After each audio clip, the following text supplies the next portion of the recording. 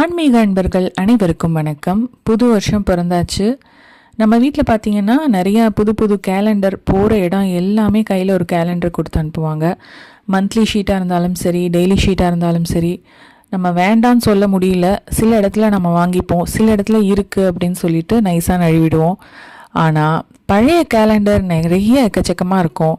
அது சாதாரணமாக பூவெல்லாம் போட்டிருக்கு, டெக்கரேஷன்லாம் இருக்குது, பிக்சர்ஸ் இருக்குன்னா நம்ம தூக்கி போட்டுருவோம். ஆனால் அதே சுவாமி படம் இருந்தால் என்ன பண்ணலாம் அப்படின்ட்டு, அது எப்படி நம்ம வெளியில் குப்பை தொட்டியில் போடுறது அப்படிங்கிற ஒரு பெரிய குழப்பமும் இருக்கும். ஸோ அதை தீர்க்கறதுக்காக இந்த ஒரு பதிவை நான் போடுறேன். இதை நான் ஒரு இடத்துல வந்தது, நான் அதை படித்தேன், அதை உங்களோட ஷேர் பண்ணிக்கலாம்னு நினைக்கிறேன். என்ன பண்ணலாம் அப்படின்னா, இப்போது இந்த கேலண்டர் அப்படிங்கிறது நம்ம நிறைய சுவாமி, அதாவது ரொம்ப ஆசையாக சிலதெல்லாம் நமக்கு கிடைக்கும். அதாவது லக்ஷ்மி, அஷ்டலக்ஷ்மி, முருகர் ரொம்ப அம்சமாக, கிருஷ்ணர் ரொம்ப அழகாக, இந்த மாதிரி கேலண்டர் பார்க்குறச்சே நமக்கு வேண்டான்னு சொல்ல மனசு வராது. அந்த மாதிரி நானும் நிறைய கேலண்டர் வாங்கியிருக்கேன். ஆனால் இந்த வருஷத்துலேருந்து நான் என்ன யோசித்தேன்னா, சரி வீட்டில் ஒரு டெய்லி ஷீட்டு, ஒரு மந்த்லி ஷீட் இருந்தால் போதும், ரொம்ப கேலண்டர் வாங்கி சேர்க்கக்கூடாது அப்படிங்கிற ஒரு டெசிஷனுக்கு வந்தேன். பழைய கேலண்டர்லாம் எடுத்து பார்த்திங்கன்னா எல்லாத்துலேயுமே சுவாமி படம் போட்டிருக்கு. மோஸ்ட்லி எங்கள் வீட்டில் பார்த்திங்கன்னா மகாபிரிவா, சிவன் சார், இந்த 2 ஃபோட்டோ கொண்ட கேலண்டர்ஸ் கிட்டத்தட்ட 3-4 இருக்குது. ஸோ இதெல்லாம் எப்படி டிஸ்கார்ட் பண்ணுறது, தூக்கி போடவும் மனசு வரல, நம்ம குப்பை தொட்டிலையும் எரிய முடியாது, என்னடா பண்ணலாம் அப்படின்னு நான் யோசிச்சுட்டு நான் இதெல்லாம் போடாமையே அப்படியே வச்சுருக்கேன். இந்த மெசேஜை எனக்கு ஒரு ஃப்ரெண்டு ஷேர் பண்ணாங்க. அப்போ தான் நான் இதை பார்த்தோன்னே சரி இதை எல்லாருக்கும் சொல்லலாம்.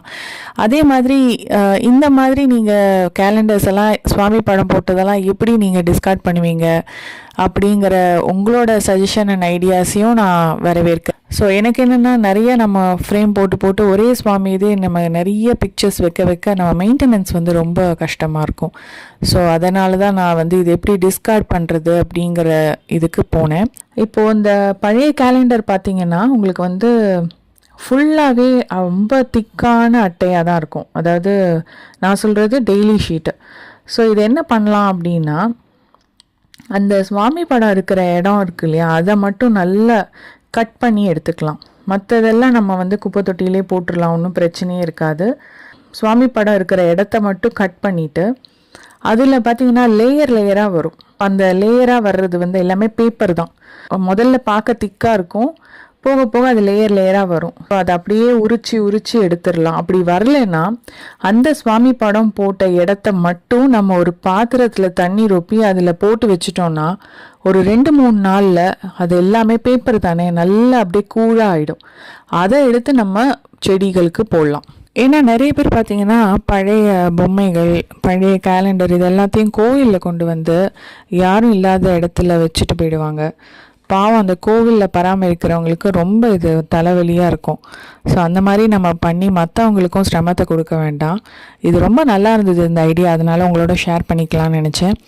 போன மாதம் எங்கள் ஏரியா பக்கத்தில் கூட ஒரு அசோசியேஷன்லேருந்து பழைய ஃபோட்டோஸு, சுவாமி அதாவது எல்லாமே சுவாமி பிக்சர்ஸ் இருக்கிற ஃபோட்டோஸு, பழைய உடஞ்ச பொம்மை, சின்னதாக எங்கேயாவது உடஞ்சிருக்கோம், நம்ம கொலுவில் வைக்க முடியாது அப்படின்னு நினைப்போம், இந்த மாதிரி கேலண்டர்ஸ் இதெல்லாமே ஒரு அசோசியேஷன் கலெக்ட் பண்ணிட்டு போனாங்க. அந்த டைமில் எனக்கு இந்த கேலண்டர்ஸ்லாம் தேவைப்பட்டது. ஸோ அதனால் என்னால் அதை போட முடியல.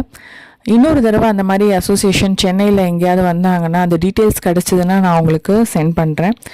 நீங்கள் எனக்கு உங்கள் வீட்டில் எப்படி இதை அப்புறப்படுத்துவீங்க அப்படிங்கிற இன்ஃபர்மேஷனையும் ஷேர் பண்ணிக்கோங்க. இந்த தகவல் ரொம்ப பயனுள்ளதாக இருந்ததுன்னா இதை உங்கள் ஃப்ரெண்ட்ஸ்க்கும் ஷேர் பண்ணுங்கள். இன்னொரு வீடியோவில் உங்கள் அனைவரையும் சந்திக்கிறேன். நன்றி, வணக்கம்.